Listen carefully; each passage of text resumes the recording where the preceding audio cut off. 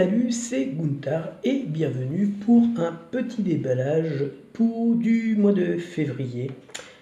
Donc aujourd'hui, je vais vous présenter un couteau. Alors ne vous inquiétez pas, j'ai coupé ça pas parce qu'il y avait mon nom et l'adresse, donc je l'ai enlevé. Et je l'ai ouvert parce que je n'avais pas vu que c'était la coutellerie Tourangelle, mon fournisseur. Donc aujourd'hui, c'est un peu un bis repetita du mois de janvier, puisqu'on va à nouveau regarder un Spyderco. Un couteau que j'avais bien aimé, mais j'avais un avis un peu mitigé. Et ça va être exactement la même chose avec ce modèle, puisque à la place du délicat, on a l'Endura. Donc toujours voilà, alors en orange toujours la fameuse poignée, enfin le matériel pour fabriquer les plaquettes de la poignée, c'est toujours du FRN, et l'acier VG10 qui est un acier moyen haut de gamme. Donc comme d'habitude avec Spyderco, on a quelque chose, voilà. Alors la boîte est légèrement abîmée, le fait à ce genre de courrier qui est vraiment mal, la poste bien évidemment qui prend soin de ses colis, ça fait peur, hein. Mais bon, on est habitué, la poste c'est quand même un peu de la merde, désolé de dire ça. Et on trouve donc le couteau, le petit autocollant et une petite plaquette Spyderco, son histoire, son évolution, des petites photos, la garantie, le bon de garantie, mais vous voyez, la boîte est un peu abîmée, on va dire.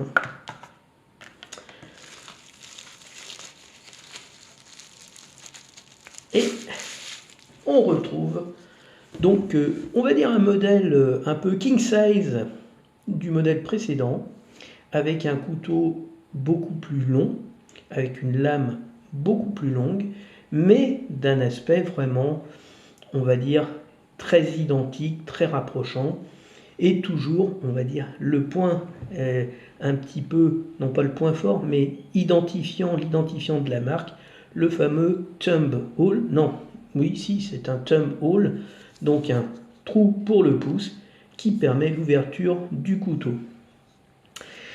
Au niveau de la sécurité, c'est un cran forcé, hein. Non, c'est pas un cran forcé, mais une fois qu'il est bloqué, voilà, vous avez un donc vous avez un backlock, vous appuyez dessus pour le refermer. Et donc, voilà, donc on a déjà les caractéristiques les plus importantes du couteau. Donc, toujours très facile d'ouvrir le couteau, c'est, on va dire, la force du bottom lock, du thumb hole, ou du thumb hole, oui, hein, thumb pouce, hole, le trou, qui permet une ouverture assez facile. Alors moi j'avoue que le flipper, un bon flipper, ça permet une ouverture beaucoup plus rapide, mais là c'est une ouverture qui est tout à fait naturelle, qui n'est pas forcée. On n'a pas besoin de forcer comme un âne pour l'ouvrir. Et vous voyez, on ferme et il sort. Voilà. Il faut pousser un petit peu, mais c'est pas plus mal, ça vous évite de le faire tomber sur les doigts. Donc au niveau de la lame, vous avez toujours cette lame un peu bizarroïde que j'apparente moi un peu au leaf shape, c'est-à-dire à la forme de la feuille. Spyderco, l'acier VG10, donc le VG10 pour moi c'est un acier tout à fait correct, suivant qu'on voit la bouteille à moitié pleine, on va dire que c'est le bas du haut de gamme, c'est l'entrée de gamme du haut de gamme, et si on voit un peu la bouteille à moitié vide, on va dire que c'est le haut du milieu de gamme. Mais c'est un acier tout à fait correct, tout à fait intéressant, et comme je l'avais expliqué, c'est ce qui me gêne un petit peu dans ce couteau, c'est ce mélange un petit peu avec deux choses qui sont non pas incompatibles, hein. On peut très bien mettre mettre de la merde et du caviar, mais c'est pas généralement ce qu'on attend quand on achète quelque chose à un certain prix. On attend quelque chose d'assez homogène dans la construction. Et le problème, c'est que le FRN, comme je l'ai déjà dit, ça fait vraiment toc. Si vous avez eu des gamins en bas âge, que vous avez été à la plage, à la mer, vous avez sûrement acheté des petits tracteurs, des petits seaux, des petits machins à la con. Les tracteurs, voilà, c'était des trucs avec... Donc ça durait une saison, ça se cassait facilement. Et c'est ça, c'est un FRN, c'est vraiment un plastique bas de gamme. Vraiment d'entrée de gamme. Et c'est ce qui me gêne un tout petit peu. Sinon, moi je suis pas un fan des Spyderco, mais je suis quelqu'un qui apprécie quand même bien ces couteaux. Pourquoi? Parce que je les trouve esthétiques, fluides. J'aime bien les couteaux qui sont un peu ronds. Même si, je dirais, j'ai aussi un amour particulier pour des lames beaucoup plus atypiques, comme le Chipfoot,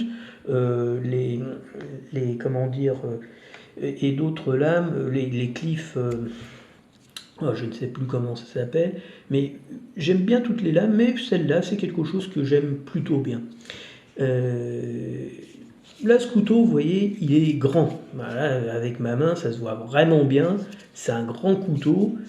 Donc pour moi, c'est pas vraiment le truc le plus sympa. Je préférais l'autre. Mais il est quand même plutôt sympathique. J'aime bien ce look. J'aime bien l'orange. Donc franchement, je suis dans mon élément. Et vous voyez, il se ferme comme ça. Et là, il faut juste pousser un petit peu. Ça fait un peu ressort, c'est bizarre. Mais ça se ferme et ça s'ouvre très facilement. Le point noir, je vous dis, c'est ce côté un peu contre nature, cette alliance qui va pas de soi à mes yeux entre quelque chose de bien et quelque chose de beaucoup moins bien.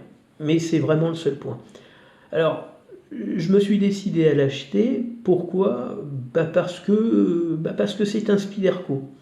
Et que les Spyderco, à moins de 100 €, on ne les trouve plus.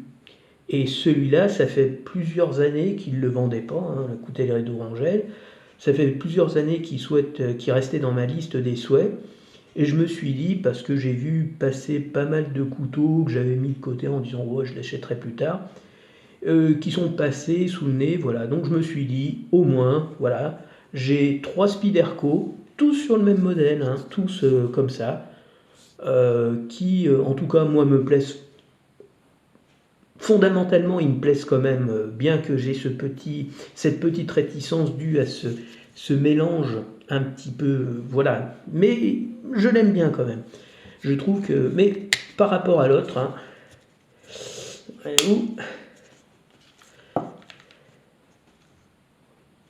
l'Endura, je le trouve un peu moins bien. Pourquoi? Parce que pour moi, il est trop grand. J'ai de quoi mettre 2 doigts de plus. C'est beaucoup trop à mon goût. Voilà, donc, mais il est bien. Il est bien, mais il est sans doute mieux pour quelqu'un qui a des mains beaucoup plus imposantes que les miennes, avec une plus grosse paluche. C'est un couteau qui ira très bien. Pour ceux qui ont des plus petites mains, celui que j'avais présenté au mois de janvier, le délicat, c'est le cas de le dire, le délicat, il est beaucoup plus adapté. C'est exactement la même chose, c'est presque un copier-coller, sauf que, voilà, c'est une lame et, on va dire, une poignée qui est beaucoup plus petite. Tout le reste est quasiment identique. C'est pas tout à fait la même forme de lame, mais c'est une lame qui est tout aussi, on va dire, bizarroïde. Voilà. Et c'est ce qui gêne un certain nombre de personnes. Moi, j'avoue que c'est pas vraiment la chose qui me gêne le plus.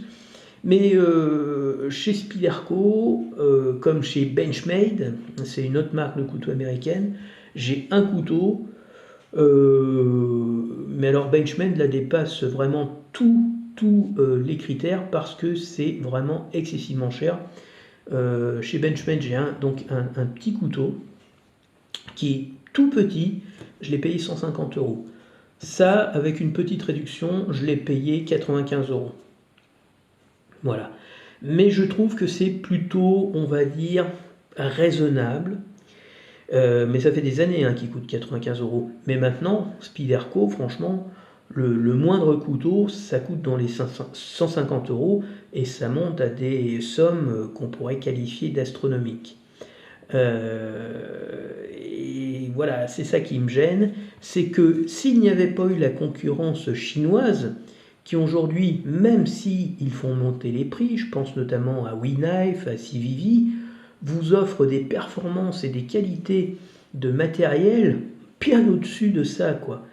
Et pour 90 euros, vous avez au minimum une poignée G10, vous avez des aciers qui sont pas de luxe, mais qui sont, oui, qui sont plutôt ce qu'on qualifie d'acier haut de gamme pour 100 euros, quoi. Et bah voilà, la concurrence, elle te fait un acier moyen haut de gamme, voilà, un peu le cul entre deux chaises, et surtout un matériel pour construire les plaquettes qui est de l'ado basse, quoi, hein, pour moi, c'est vraiment de l'ado basse.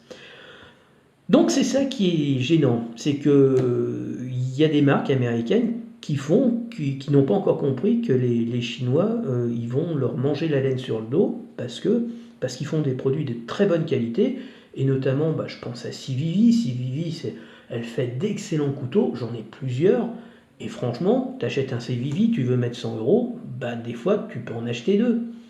Alors, ça va pas être des aciers de la mort qui tue, mais au minimum, tu auras une plaquette en G10 et tu auras un acier moyen de gamme tout à fait convenable. C'est un couteau pour avoir. On fait une collection, on veut avoir des couteaux rares, mais on veut avoir aussi des couteaux qui nous plaisent, des couteaux qui sont des coups de cœur. Et c'est ça qu'ils n'ont pas compris, c'est que, je veux dire, des coups de cœur à 190 euros, 200 euros, 300 ou 400 euros, bah, il n'y a pas beaucoup de gens qui peuvent se les payer. Même moi, j'avoue que j'explose ma limite de mon enveloppe de 100 euros à trois occasions, on va dire. L'anniversaire, Noël et la fête. Et encore, je me vais offrir un couteau par la famille, quoi. Donc, voilà, il y a quand même ce décalage un petit peu entre les vendeurs et la fixation des prix, qui je trouve est un peu quand même un peu gênante. Mais au bilan, au final, j'aime bien le couteau. J'aime bien le couteau, j'aime bien l'esthétique. Voilà, c'est cette forme un peu ovoïde, c'est quelque chose que j'aime bien. J'aime bien le système d'ouverture qui est vraiment très efficace, il marche bien. Il est beaucoup moins souple, beaucoup moins rapide qu'un flipper, hein, ou un thumb stud, mais ça marche, et ça marche bien. Le système de fermeture, c'est un système vraiment très sécurisant. Voilà, on ferme la lame et après on le referme et ça marche nickel chrome. Donc tout ce qui concerne la sécurité du couteau, son maintien ouvert et son déblocage, son ouverture, tout est très bien fonctionnel.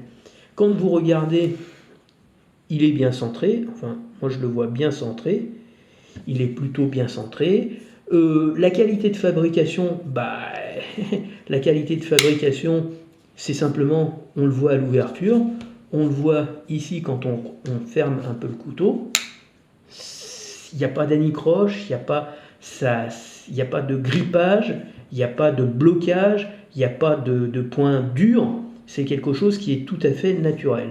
Donc c'est vraiment un beau couteau.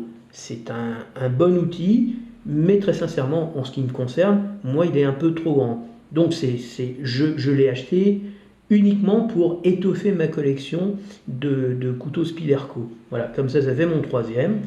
Mais il y a des couteaux, il y a des modèles. J'aimerais bien avoir le Paramilitary 2, j'aimerais bien avoir le Shaman. Mais alors là, les prix, voilà, ça sera des anniversaires.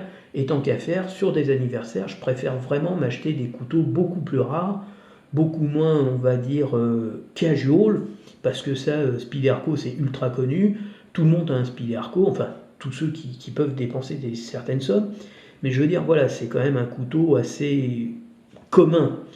Autant s'acheter vraiment des couteaux rares avec des matériaux vraiment très rares. Et le problème de Spyderco, je veux bien dépenser des sommes importantes, mais pas avec de la merde pour faire, on va dire, une plaquette, quoi. Je veux pas du FRN, et je veux mieux que du VG10. Donc ça veut dire que je vais vraiment acheter un premium, un acier premium, et des plaquettes vraiment, voilà, des plaquettes faites avec des matériaux qualitatifs. Minimum, c'est du micarta, des aciers, des aciers rares, pas un truc comme ça. Voilà, clairement. Donc là, c'est vraiment, on va dire, un achat plus réfléchi qu'un achat coup de cœur. C'est un achat que j'ai pris pour la collection, pour rajouter un objet dans la collection. Pour autant, ça ne veut pas dire que je ne l'aime pas, je l'aime bien parce que moi je ne fais pas partie des gens qui détestent Spyderco, qui ne supportent pas, qui n'aiment pas. Voilà. Moi j'aime bien. Je trouve que j'aime bien les formes, j'aime bien ce côté rond un petit peu de la marque, ça ne me gêne absolument pas.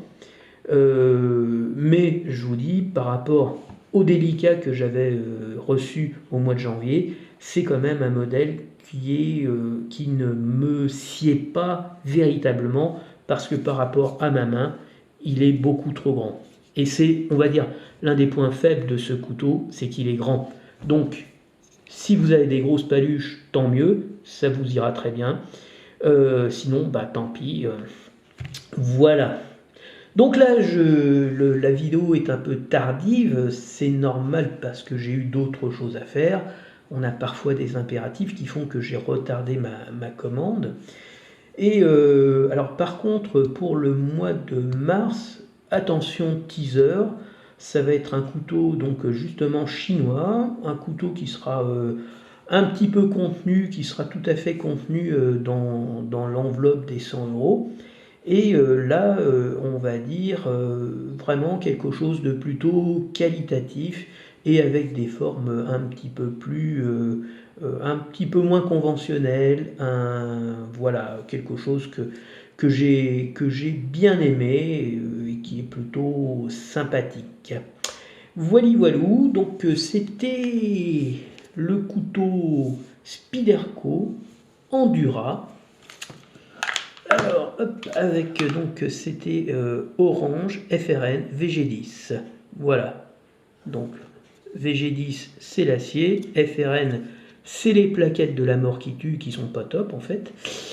Et c'est fondamentalement un couteau très sympathique. La seule chose que je lui reproche est effectivement ce côté un petit peu le cul entre deux chaises au niveau de la qualité des matériaux qui rentrent dans la composition du dit couteau qui, à mes yeux, n'en fait pas un objet homogène.